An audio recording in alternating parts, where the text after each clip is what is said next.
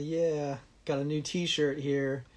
You can get the new Bellwether T-shirt on this Saturday. So come on out and welcome. It must be Wednesday. It must be another live stream. So Sand Donut, thank you for joining. Jumping in right away. Let's see. Hollow Hal is on right away too.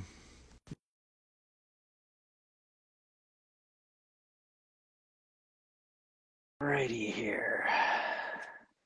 Anyway, like I was saying, you can get the new T-shirts at the show. And yeah. One moment as we get through these initial technical difficulties like we always have. Angel, what's up? Thank you for joining. Let's see what else. So I was just at an awesome event down in Easton for the Sound Parcel, which is a cool, basically like a boutique pedal and guitar company, which is really cool.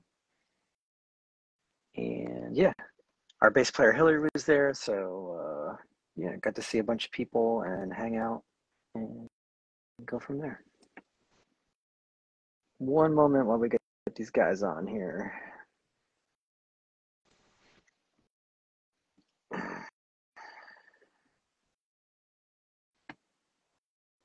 Always seems to be an issue. Nothing happened. All right. There we go. On the So usually, I forgot to tell you guys, usually the first 2 to 5 minutes, 2 to 5 minutes is getting set up and working through all the technical issues. So I think we got it. Yeah. All right. Thank you for jumping on here. I'll read something off the top and then we can get started. All right. Just pull this up. And then at any point, if you see anyone jump in, shout them out, feel free, or if they have a question, just read it off and we can go from there. All right.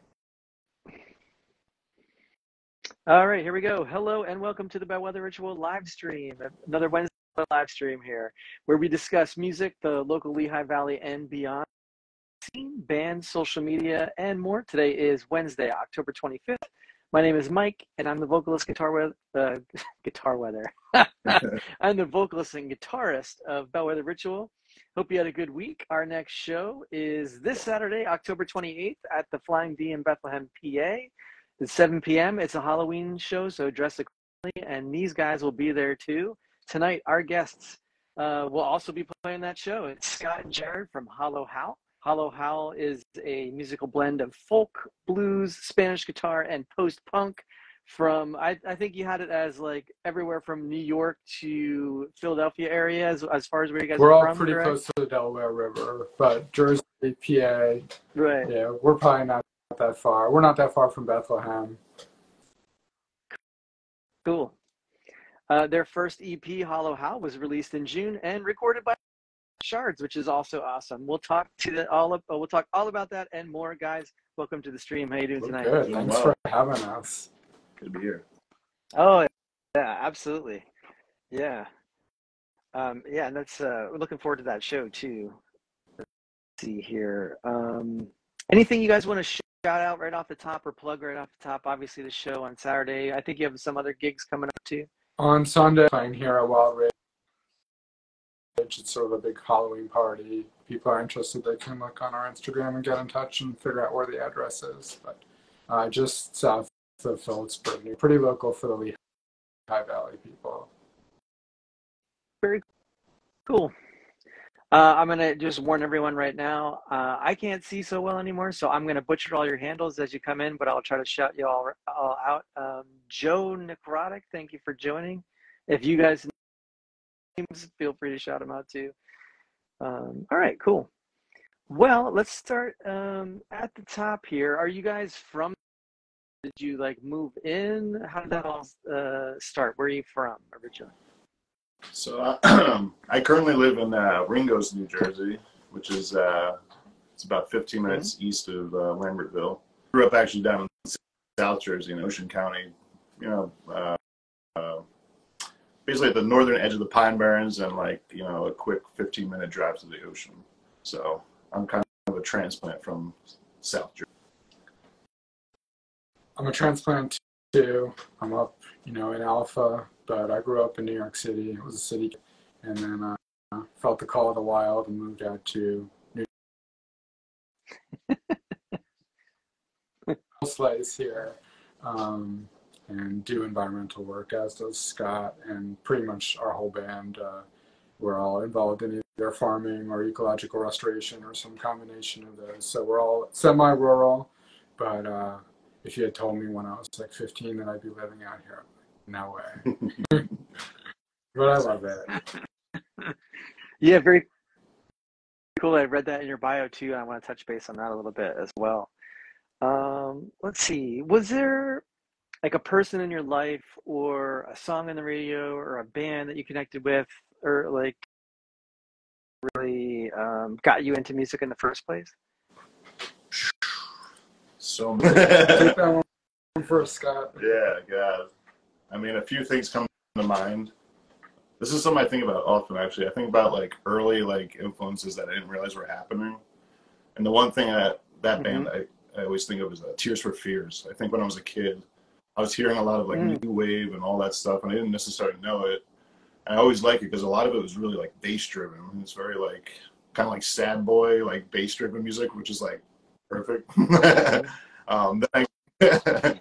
I got older, and I think I was always a rhythm guy. Like I started on drums actually in elementary school, but eventually got into bass, and then a big part of me getting into bass was I fell in love with Prima, a really big Primus fan, and I've seen them a bunch. So those two are the first ones that come to mind for me.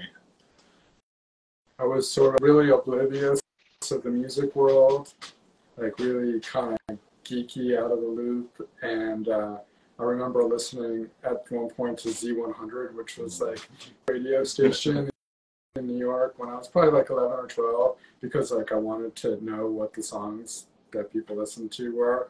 And of course I would never like say who any of the artists were, because like, who cares? So that didn't help me that much. And I went through a further lull of, reading comic books and playing Dungeons and Dragons and stuff.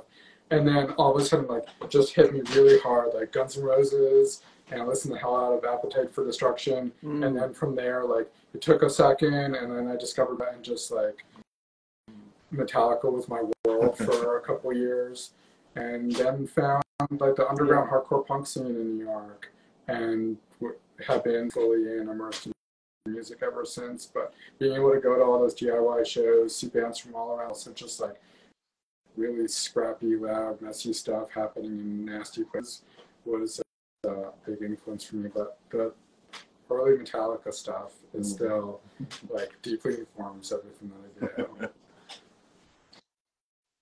Very bass or ex-bass player now. He opened for G.G. Allen back in the day too, up there, and he said it was pretty wild. Yeah, I know. Times there. Yeah. Yeah. Let's see here. There's a band, I don't know if you guys know Galaxy Has Eyes. They're like kind of localish, out of Dale-ish area. They have their bass player is a huge Primus fan as well, and he actually plays in a Primus cover band. So I would definitely check them out if you don't know. Yeah. And you kind of cut out. If you're still into that. Oh yeah, Percolator with an 8. And then what the first band you mentioned, the local band? Oh yeah, Galaxy Has Eyes. Oh, okay. Yeah, definitely. Get in contact with them or follow them. They're just a cool like punk with an awesome front woman band. So yeah, definitely we play with them a bunch. Awesome. They're super cool. Yeah. Drums, thank you for joining. If you have questions for the guys, you can throw them in the comments and we will get to them. Let's see here. Any Halloween tricks or treats up your sleeve for the shows this weekend? Scott's still feeling not having a costume. Yeah, we were just talking. It's weird. I feel like some years I'm like really into Halloween, and I'm just like I have to like do it early, and then this year I just like I've been dragging my feet, and it's like I got nothing. So I don't know. I'll figure something out. But So nothing technically planned. We were gonna buy a bunch of like, and we still might try to get there. Just buy a bunch of those masks that you can just throw on. So if anyone comes without a costume and wants to wear something, they There can. you go. But we settled for glow bracelets instead. So maybe you can get funky with those. Yeah. All right. So how, we got a little bit about your musical beginnings. How did the actual band start? Start. Well, it's always hard to say where the starting is, but Scott known each other for years through the sort of land stewardship, environmental restoration scene. And I feel like we kind of talked about music at one point, and sat on it for about 6 years. Yeah, it was a very long time. And then at one point, Scott came over to visit our nursery here. I was like, bring the bass, we'll play some music, and right away, like we're just jamming, and it felt so comfortable, and like the atmosphere was there right off the bat. And Rachel and I had already been working on stuff together. We're married, so we get to play more often. But also, like, we've been years and very intermittently actually like playing stuff. Then just clicked. Like, we met Scott, it all started happening. And then we found our drummer a little bit later. It will be our 1-year anniversary as a full band on Halloween. So, yeah. Oh, really? That's awesome. Yeah, pretty psyched about that. Well, happy anniversary. And I don't know. I think this is sort of true for everybody in the band. I'm not going to speak for everybody. We were all kind of pretty active in music in our teen 20s, and then in one way, shape, or another, started businesses, had families, got jobs, immersed in our career and practices and stuff. And at least for me, like, the desire to play music was so, like, sort of just burning and frustrating, and like, because it's so important to me. Like, I love what I do otherwise, but I just needed to play. And so having it finally happening now is so exciting. It's so much fun to have found like the right people, and to just be sort of like bands starting up, the venues, meeting all the other bands. That's a big part of it for me, is being able to like see more shows, be there for a reason, meet people, hang out in the green room or whatever. And so there's just a long, like, couple of decades of waiting for this to happen and writing songs. I've got like videos and recordings of song ideas going way back, and every once in a while just kind of like, integrate one into a jam we're doing or something like that, and it's just amazing. Yeah, I would totally agree with that. I think we have many things in the band where we all like cross over, like our work and everything. I think that's the one thing that he mentioned that was totally true, is I think we all had bands and experiences with other bands that were fun, but like maybe there was missing pieces or whatever. But this feels like we're all on the same page as far as location and like creativity and the path around. So it feels like, it's finally like something was come together, and it's like, we're just kind of cruising. It's good. And being a little older, I feel like go ahead. we could work on all the communication stuff that comes up. Like, I was in some pretty good bands that totally crashed and burned because like none of us had communication skills at all. It was so important. It's like, this is your creativity, this is your passion, this is like, and then somebody in the band is doing this, and stuff just fell apart. Like, I'm trying to curse, but stuff just blew up. No, go ahead. So many times. But now I feel like the other layer is kind of work through talking stuff through, like what people's needs and expectations are, and like still figuring that out, but also feels like family in a good way. So it's interesting. It's different. Oh, that's awesome. You just hit on so many things there too. Similarly, I basically put everything aside and, was a musician from a very young age and did it for a long time, but then there was like a period of time where I was like, I just had enough. Or not even had it. I did get kind of burnout, and then just life happened, and you go do that kind of stuff. And I'm not sure for you, but the pandemic happened, and all of a sudden you have all this free time to sit around and like, oh, I can pick up guitar again, and it's to your point, it just clicked this time. And really, I think with being a little bit older, like you're saying, like you know what to look for now. And I think what you hit on too, communication, that's just as important as being Totally. competent on your instrument as well, because it is just as much about communicating how you're feeling than communicating musically as well. So yeah. Real quick, I just want to shout out Chaos Guitars for jumping in here, and Good Wolf 4. Chaos Guitars is also big in the community. Jared, you had touched on that before, and going to shows and showing up and making these connections, meeting other people who are in the same, have the same outlook or looking to achieve the same thing you are is so important. So shout out to him too, because he's big into that. He's actually got a new series of shows running in Allentown at Jabberjaws, which is going to be cool, coming up in the new year too. So cool. We'll have to maybe get on some of those too. Yeah. You want to just touch on the land restoration thing quickly, or not quickly? You mentioned it, and that's kind of what brought you together originally. You just want to, tell everyone about that? Yeah, so like Jared said, I feel like we met, God, it was like, must have been like a decade ago. And like you said, we had talked for like years and years and years about playing, and eventually did, which was great. But as far as what we actually do, we do similar work, kind of in different capacities, where basically, essentially, we grow native plants from locally sourced seed, sometimes used for different reasons. I work on one particular property where we grow those plants, kind of tuck them into the landscape for restoration efforts. Jared and his wife have a private company that does the same work, but will, do that for a wholesale to other humans who want to do the work. Yeah, I've just, been an outdoor person. I don't know. I remember going through like college and even high school, like I had no idea what I wanted to do, but I'm outside. I've always enjoyed just being outdoors, especially trees. I'm a very big tree guy, big tree. Yeah, so then eventually my life just kind of brought me down that path, and now I'm growing and using plants for restoration for Central New Jersey. I feel like as a teen, I discovered so many things to be angry about. Angry about society and the way that people were treated and the way the earth was treated, and just like kind of embrace that darkness and anger and the energy that comes with it.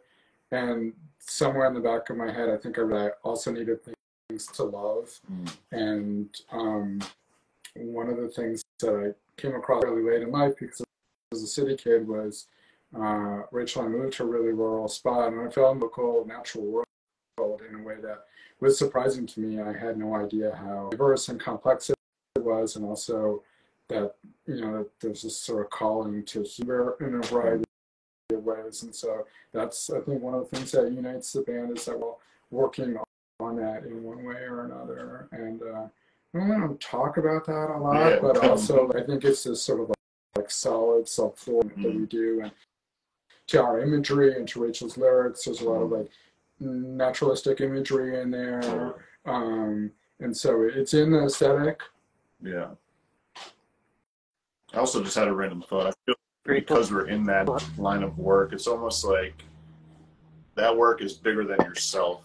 It's for a bigger purpose. It's hard work, but it's for a bigger purpose, serving a bigger need. And I feel like we have that same mentality in the band, especially like we said, going through the experience. I feel like now we realize it's for the betterment of the music. It's not about like a personal ego thing. It's about, whatever makes the song bring it to that next level where it needs to be. So I think that's kind of a similar outlook in that way.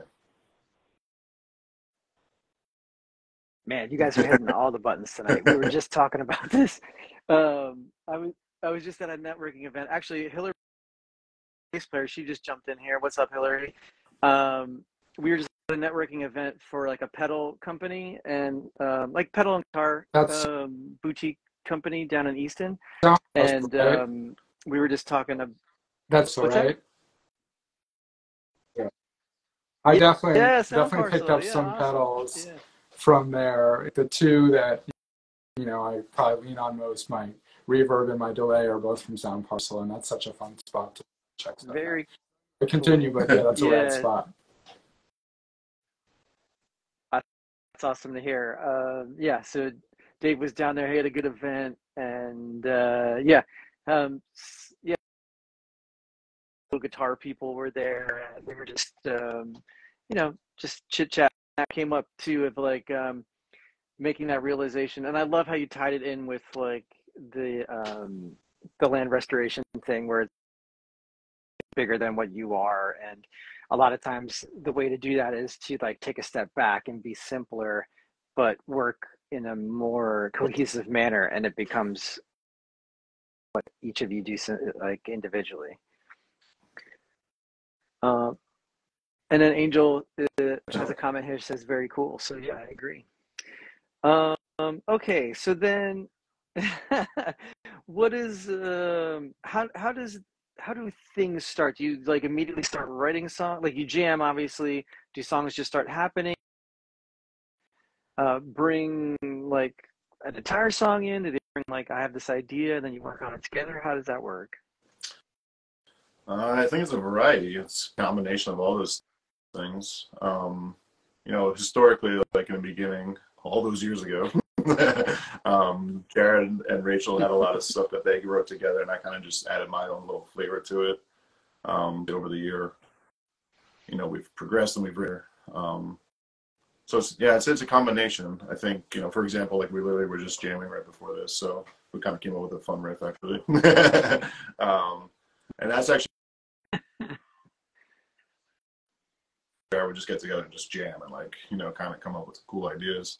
And we're trying to get back into the swing of that, which is nice. But so that's one method. I also have some stuff that I've written by myself that I'll bring to the table. Like the one song we have, it's called Many Miles. It's a song that I wrote. God, I must have written it a long time ago. I don't know, years ago or something like that. And it was kind of just this like song that I just had, and I showed it to them one day, and like we had to change up the instrumentation, but it actually worked out really well. But yeah, it's a good drum riff, if you will. And he's like, I have this cool beat. He's like, I got this. Let's see what you can do. Actually, it was really cool. It was a cool way to write a song. Yeah, it was a good challenge, like having a drum line, like these 3 drum parts, and this, interesting. And like, what are we going to do with this? Yeah. And it's starting to come together. I think increasingly more of our songwriting is happening in jams, or maybe like with the kernel of an idea, Scott with the bass line. And then I feel like so as a guitarist, like as important the melody is, I feel like I always start songwriting kind of with a rhythm. And like sometimes if I don't record something, I might remember the notes, but I don't remember that rhythm that kicked it off, and the song is gone. Yeah. So I need to whatever ideas I have, because if you don't, so the rhythm is really inspiring to me, and I think that things about our band is we have a lot of different influences and different things going on melodic, but the core of it is that kind of like the rhythm and the rock and roll rhythm and the verby sound. And so it's great for me when Scott will come in with a line and then try to, put some guitar with that, or we can just jam it out live. I also, having said that, really like constructing songs and composing and bringing something with 57 fucking parts to the rest of the band, and then they grimace at me like, well, I can 56. But just like like having one part that you like and something for like 5 years until you find the next part that goes with it. Yeah, and sometimes it's just like this stream of inspiration, and you write 3 or 4 parts, and is one of like the most exciting things to me about music is writing and composing. So I still will drop whole songs on them, guiltily, and sometimes also I feel like there's a different character to the songs that start with jams and the one sort of composed. Totally. I don't want to like stereotype one or the other too much by describing it, but like the way that rhythm and kind of circularity works in a jammed out song compared to like the way you might like make shifts in a composed song, and also like I'll try to write parts. I'm like, all right, this song is real atmospheric or whatever, and now it just needs a part that's like like it just needs some, you know, it needs like the mosh part or it needs the chorus or whatever, and I'll like really compose that out. And with a jam song, I feel like it's more like a that you're on. So we have kind of a joke, like we have one song called Horse Epic, which is sort of a jam, and then there's another one that's like Scott's Epic, and now we've got the third epic. And I think the reason why they're all so epic is not because they're like 15 minutes long, but because they have this feeling of like travel. Yeah, like a driving rhythm behind it. Yeah, and they have this kind of like horse galloping rhythm also. Driving rhythm. They're all epic. Yeah, like I said, I started actually in drums. I also started at a young age. I guess I started on drums in like elementary school, 5th grade or something. And then I was a drummer for the next, I think it was like the next 5 years. And then basically into high school, the high school I went to, you had to be in the band to be in like any other band, like a concert band or anything. I was just like, I'm good. And then my brother had to take private lessons, and he didn't really take onto it or whatever. So he had this, you know, this beautiful white Mexican jazz bass, and I picked it up one day and was like, and started noodling around, and then eventually just fell into that. I lost my train of thought. Yeah. So sorry. So that being, I'm a very rhythmic player, and like I'm always like you said, kind of like going on these journeys, and there's like a lot of big loops and like things like that. Like I could do like a loop jam forever if I wanted to, you know. But it's fun for me being a rhythmic player to like start with that and then, you know, expand beyond that point. Always a great place to start. Just want to shout out Geo Riffs. Thank you for joining. If you have any shows coming up for Halloween, drop them in there and I'll read them off. Okay, so similarly, Jared, you were talking about trying to capture. Like, I get a little obsessive over trying to like make sure I don't forget, even if they're just little bits here and there.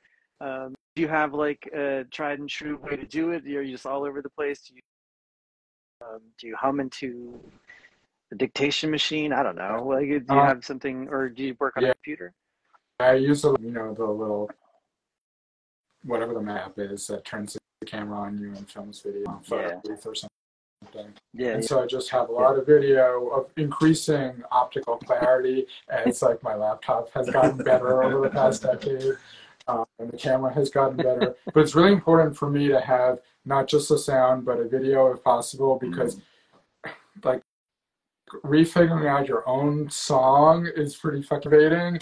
And I work in a lot of different tunings, so especially if there's not clarity about what tuning I was playing, G tuning, D minor tuning, D major tuning, standard tuning, drop D, and it's just like, it really helps to have a video of it so I can see what I'm playing and hear it and go back to it.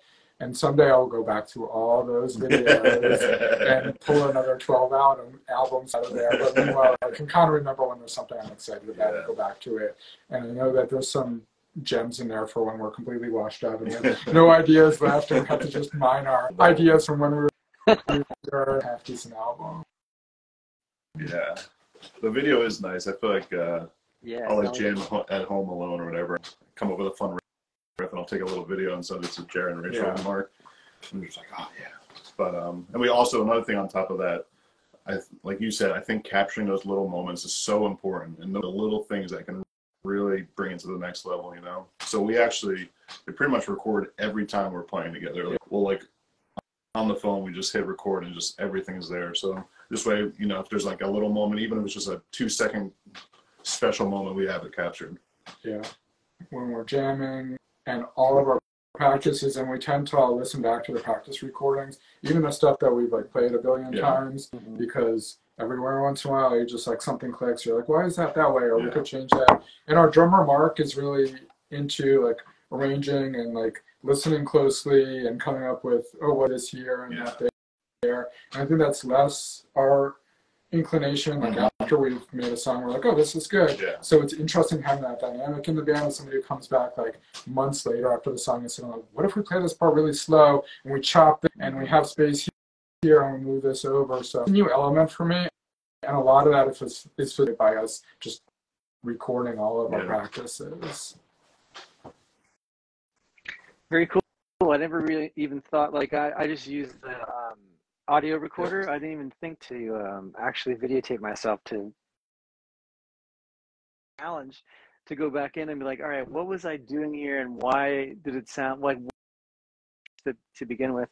And I love it what you guys were saying too. It could be like this little 2-second snippet that isn't so inspiring that an entire song can come from it. It is kind of like a magic in some ways.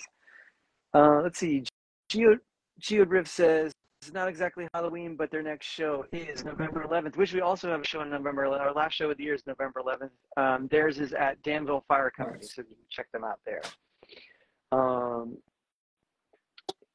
So from there, like as far as, oh, really quickly, you guys are playing acoustic instruments, correct? You're both on acoustic instruments. Like the sound leans heavier. Well, heavier, whatever that means, but you know what I'm saying. Yeah. You just talk about that a little bit, where that came from? Yeah. You know, I have a Gibson SG sitting in the closet that I'd love to use. Every time I pull it out, and I'm like, this would work for Hollow How. Something doesn't work, and I think it's that kind of big, like hollow, reverby sound. But also, I do a lot of finger picking. Like pretty influenced by like old fingerstyle country blues, and I also study flamenco, so I'm like all over with the fingers all the time. And when I try to do that on like an easy to play little electric that would be like really fun with, like there's almost not enough resistance in the strings. Yeah. Like I need the string tension on an acoustic to really like have that definition. And also like it's hard to play an acoustic with a lot of gain, but dialed in, it has this like massive sound, and this like really works for me.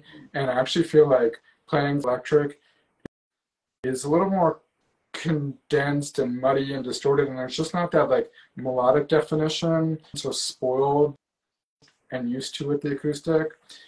And so, you know, Scott's got a number of nice basses, but when playing together, he found. Yeah. So yeah, you know, as he led into that so wonderfully, you know, I have a few actually beautiful original Fender Jazz I was talking about. That's one of my basses in this nice Warwick Corvette, I believe. And actually, I guess our first shows is interesting because I was playing an electric bass and we didn't have a drummer, so it was like a totally deal. And I remember many moons ago, you know, I've always looked at electric basses, but they're not. They're tricky, you know, especially like you don't want to use it really as an accoutrement. Like it's just you're gonna get drowned out. But you know, we started jamming. The bass felt good, but like I said, I always wanted to look for an acoustic electric, and I just randomly looked up. I remember many years ago I saw that Fender made. It's called the T-Bucket bass. I just randomly looked it up, and there were at like a guitar center like an hour away from me. It was used for like $200, and I was like, I called them immediately, and I was like, "Is this thing still there?" And I'm like, "Yep." I was like, "All right." Drove down, the thing was basically perfect condition, and as soon as I picked it up, I was like, "Ooh," you know. And then it felt good, and then it felt like it fit. I got chills right now thinking about it. Honestly, it felt good, like obviously playing the thing, but then it just obviously the aesthetic was perfect, you know. And then really, and I've always been a finger player on the electric. I've never played with a pick, but now I'm a pretty much full-fledged pick player. There's a few I'll put it in my pick in my mouth and play with my fingers, but it's a new thing for me, and I really like it. It's a different tone. It's like got this nice chug. It kind of worked out perfectly. It has a little bit of upright bass. Go ahead. Package that can still play totally. action. And through the amp too. And it's like I was just playing through, like I just have a combo amp now. Well, I've always had one, but I had this different one. It was a crate combo amp, and it was great. I got it for free months ago, so it served me very well. But long story short, it kind of recently crapped out, and I ended up getting an orange amp. So now I have a new nice orange combo amp, and that is nice and growly. So like that combination is like literally perfect now. So it just kind of evolves over time, and it's just tone is like perfect. Very cool. I love those moments. I had one recently getting a guitar, like you're saying, where like you're just doing some random search, and all of a sudden it's like, bang, this is Yeah. right down the street from I you, was like, and what? it kind of like calls you to it. Yeah, yeah. Just I started off as a bass player, and I was a finger style. I also pretty much primarily play pick when I do Yeah. play bass now too. So, was it part of the sound like in the band that you were going for, or like did you start on fingers and like this isn't really working, Yeah. or like the sound of the pick better and it fit better, you know? I guess when I was playing the electric, I was still using my fingers. I'm pretty sure.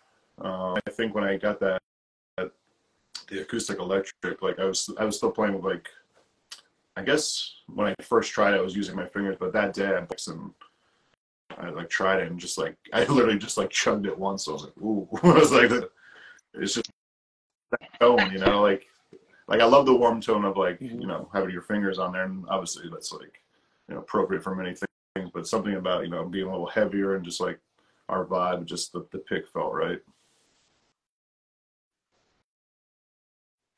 Very cool. And then Jared, you were talking about tunings. How did you get into that? Because the longest time I was like, I just want to write in standard so I can grab any guitar and then play whatever and not have to worry about that. And then recently we've been getting into like alternate tunings, down tuning, that kind of stuff. So you just talk a little bit Yeah, about I'd that. say maybe like two different things. Is I spent, a decent portion of my life like kind of moving from one place to another, not being there to like make those close friends who would be like musicians to play with.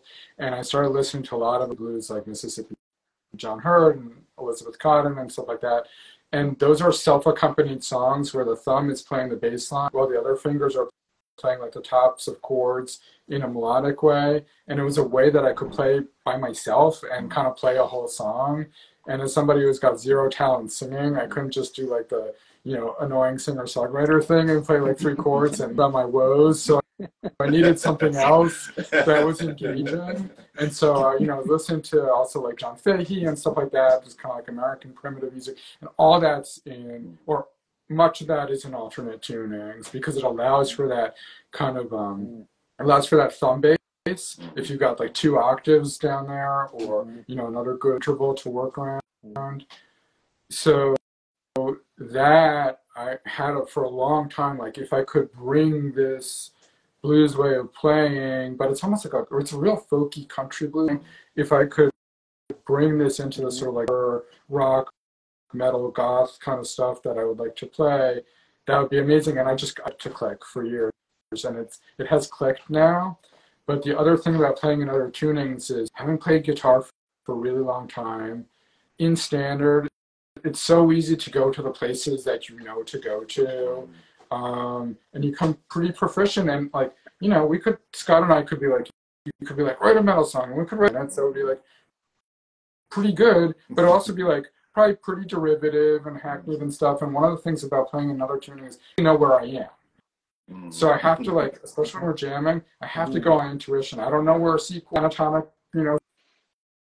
scale is, and so it's all the chord shapes are feel too now, which like used to just be like single note feel, and now I can kind of stretch across the fingerboard and like usually hit something that sort of makes sense. And also I'm getting more used to those tunings, but I like being kind of like alien from like my ruts by playing in these weird tunings and being able to come up with something that both has maybe a little bit of that like some other place or time, like that old country blues stuff, and also is spontaneous. I love that because I feel like I did the whole like music theory as much as I could in school, all that kind of stuff, and then you get to a point where you're like, this isn't making it fun. I mean, it's good to know for sure, but there's a point where you're gonna throw it out and just go by feel, exactly like you're saying, and that's when the inspiration really strikes. Now you can take what you've done and then apply theory to it afterwards if you need to straighten some things out or whatever. But yeah, it's almost like reverse of how you would think you should write songs or whatever you want to say. Can you talk about flamenco Can you talk about flamenco guitar a little bit? Because I personally love it, and I don't know much about like actually playing it. I'll try to fake it occasionally and come up with some interesting things, but Yeah, yeah. absolutely. So it has been a long held dream of mine to learn how to play flamenco. I went to Spain like 20 years ago, saw some really amazing music, just a bit, but enough to be like, and for me, like the way flamenco is like rhythmically sophisticated it is, all the crazy like ways of using your fingers percussively, and also like those sort of like the integration of Eastern intervals into it, which I'm totally a sucker for. Yes. Um, you know, Yes. and like just like the pathos and the minorness of it all, and the poetry around it, and the folk culture around it, and like the way the dancers are, it's like fucking martial arts, and the whole thing is just it's goosebumps for me. And then I couldn't find a flamenco teacher. Being in New Jersey, and probably going on 4 years ago, it very occurred to me like people do things on the internet now. Maybe I will look and see. So I found a teacher who's actually in Madrid. He's my fantastic teacher. He's really able to break it down both like on an intuitive level, intellectually, and he can mix and match that. And starting off flamenco as like a punk rock metal guitarist, a complete beginner. Like so bad, so like just kludgy and inept, and all that's really new for me. And the fingerstyle blues didn't help because it's almost opposite how you're supposed to anchor, and like it was all wrong. And being able to be a beginner again in something again that I've been playing for so long was an amazing experience. And I probably would be playing like something a lot more derivative now if it wasn't for this random colliding with my like metal and rock and blues stuff, and just giving me like this very different like framework about chord and harmony and like weird dissonant jazz with this sort of like gypsy inflection, and also just like all that technique that I was so for years and is starting to click now, and I'm really excited about and able to now integrate into the world. I love how humble. Exactly. And I'm happy to give you my teacher's name if you think he's really good. He's a great teacher. So lucky. Do you speak Spanish, or does he speak English, or how does that work? He speaks English really well, and my Spanish is only by osmosis from like growing up in New York City and riding on the subway and some curse words, and my Dominican, so that's kind of osmosis too. But like I don't really speak Spanish, and I would really like to learn. So when I go to Spain and hang out with my teacher and stuff, I can not just be a Yankee, but one thing at a time. Yeah. Same. I gave it hell a couple times trying to learn it, but I just didn't have enough people to speak with. But that's still on my bucket list too. Oh man, you said something that sparked an idea in my head. Now I can't think of it. Shoot. Oh, how humbling it is.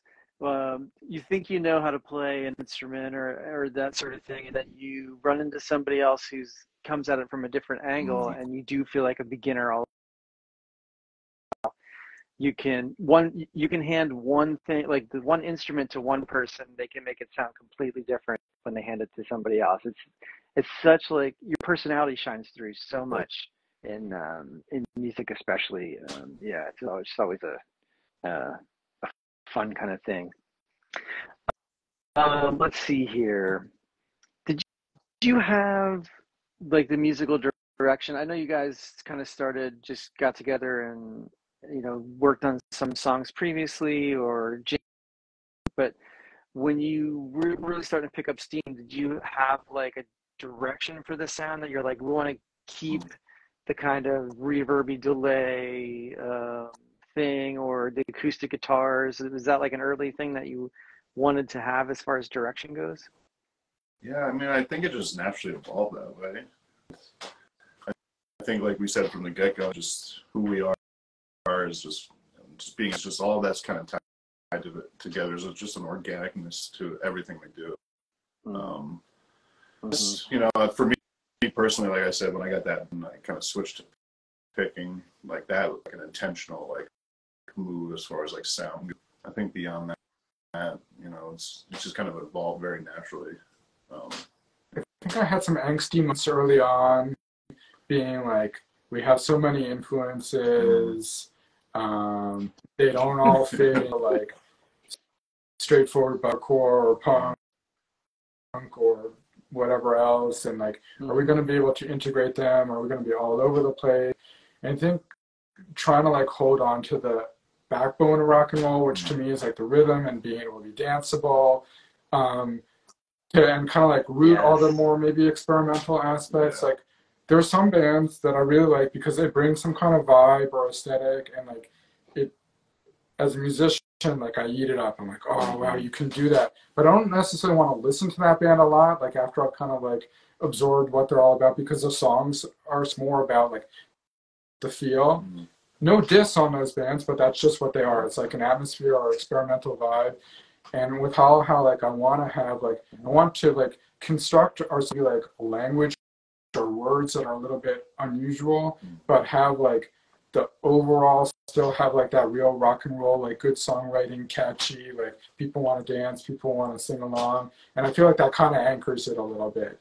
But meanwhile, otherwise, you know, he's got like a bunch of influences from like reggae and some of them we share in common, and then me with the flamenco and the blues and all this stuff. And our drummer, God knows what he listens to, he won't tell us, but I think he's into like jazz and some stuff like that. Rachel and I, of course, we share a lot, but she's also coming from a different place, and so maybe I'm just in my head, but early on I was, you know, concerned, like, how are we going to explain ourselves to other people? It's still hard to give like the elevator speech, and also, you know, are we going to be too disparate and people aren't going to be able to be like, that's my genre, so I'm going to, maybe yes, maybe not, but people have really positively from even people who are into music that I thought like we'd be too heavy for them or whatever. So something is, I feel a lot less angsty about that, and I feel more like Scott, like kind of rooted on organic, and like we can just let it flow now, and it's going to be hollow hell no matter what. It's a good piece for me. Yeah, I think I'm just kind of naturally that kind of player too. Like, to bring it back, like I've jammed a lot in my day, and like I go a lot off of feel. You know, obviously we're talking about, you know, what things we're doing, but like there's a lot of feel for me. Sorry, I lost my train of thought. No, it's gone. But I think because of that, like I feel very like flexible, you know. So I don't really have necessarily like a hard like, you know, sound I'm going for. I mean, certain songs in particular parts, of course.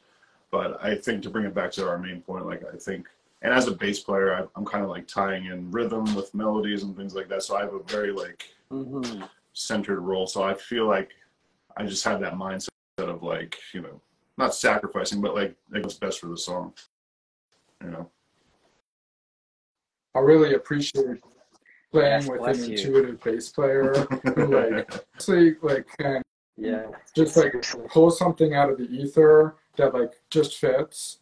And we have a very bass forward sound. I think of us as sort of like twin lead instruments or twin rhythm instruments or whatever, like just like lower that category, and like how our parts can intertwine and not be necessarily like he's not playing like the root notes of the chords that I'm.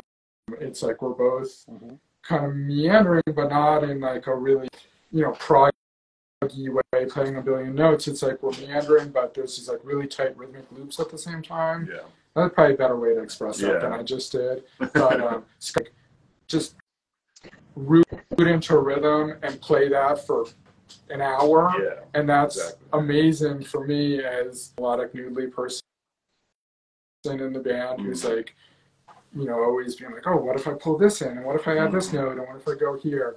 So it's I really enjoy and I'm comfortable like creating that space rhythmically for the lead sound, I would say, to do their thing, you know. again, like I know my role, and of course I can always flavor it up, change it up and add some spice of my own. But my role is to kind of create that space for a guitar or singer or saxophone or whatever it is to do their thing. And I love that. And like he said, like I will sit in that pocket. If you want to play for a half an hour, I will hold it down for you. Like I love it. And another thing, Randy, when we talk about all of our, I have this idea. We haven't done it yet, although I worked on mine today. I gave the band homework where I want all of us to list 20 bands that we like are either inspired by or like really like, and I want to create a Venn diagram and see like where we all cross over and where we don't. I think that'll be very interesting. I have a guess about the one band that we're going to overlap on. We all really love the second Danzig album. Yeah, I was going to say Danzig is I don't know if you're a Danzig, but second Danzig album. So fun. Oh, he's still got it, man. That's awesome. You definitely need to talk with Galaxy Has Eyes then too, because that is like one of her main influences as well. Like she pulled that out of the hat too. Yeah. That's so there's just another callback there. I think that's cool. Yeah. Just really quick, I want to shout out Soraya Dance. Thank you for joining. I would love to get you involved in a show too at some point. We should talk about that. And Angel Gable, that's a cool idea about the Venn diagram. I agree. That would be really interesting. I would love to see that. Yeah. Are you guys know like graphics at all? Are you gonna like make a graphic out of it or anything? Yes, we could. I would love to put it through Excel or something. I don't know. Make some charts. Yeah. Everyone's got approximately 6% overlap, whereas Rich and Mark 0% overlap. I'm really interested to see Mark's list. He won't. Yeah, he won't. He's slightly resistant to the idea. He won't tell us, but he's a really great drummer. So whatever he wants in his closet as far as musical. Yeah. Whatever it is, it's working. Yeah. Scott, I love what you were saying too. We have two kind of, I wouldn't say rules, but we have like mantras, which are know your role and keep it simple. And I think you kind of nailed them both right there. It's simple to say, but it's really hard to like stick to and execute. So I just want to shout that out because I love when people. Easy, What's that? Oh yeah, they're totally different. Yeah. A lot of times the hardest thing to do is come up with something that's just like a distillation of like the good stuff. Absolutely. People write haiku poetry and it's just like a couple lines, a few syllables, and it really says something. Like that's inspiring to me. Yeah. And I feel rock and roll is too. Right? Yeah, for sure. Right? It's like short songs that are like gut punch, and there's got to be like an element of just like visceral simplicity there. Yeah. It's a good band. I love when you were mentioning too, you like would bring in like 57 riff ideas for a song. It's like, no, let's make 57 songs. Like a riff each, because it goes way longer that way. That song in particular, because there are 57 parts, so I basically made this giant sheet of paper for practice, so I can actually like see like what I'm doing.